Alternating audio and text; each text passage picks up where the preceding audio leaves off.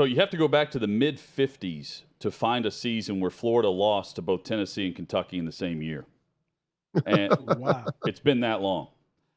This is a massive game for the mental hurdle of Florida against for Tennessee against Florida, with how this series has gone over the last decade, 2 decades, really.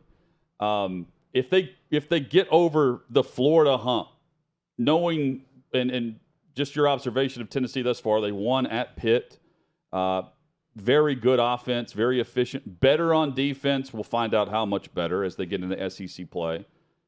Where do you think they can be? What do you think their ceiling is? If they're able to win this game, like psychologically, to me, it was very similar when Kentucky beat Florida.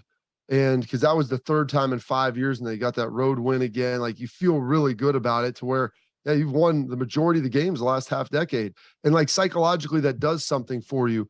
And I think Mark Stoops, and they had a much tougher climb because Tennessee has a history of being good at football. Now, recently there's been some ebbs and flows and it hasn't been what everybody wants. But like Kentucky's never been good and historically, consistently. Right. And so for them to get over that was big.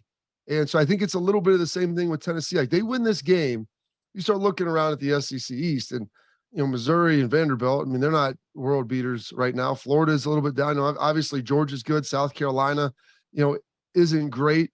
And so like you're basically, I think, battling Kentucky for that number 2 spot if you're able to get this win. And so much of it, like you said, it comes down to like getting over that psychological hurdle of believing that you can ultimately get this done and win the game. But if they do, they had a nice victory over Pitt. And I think Pitt's a good team.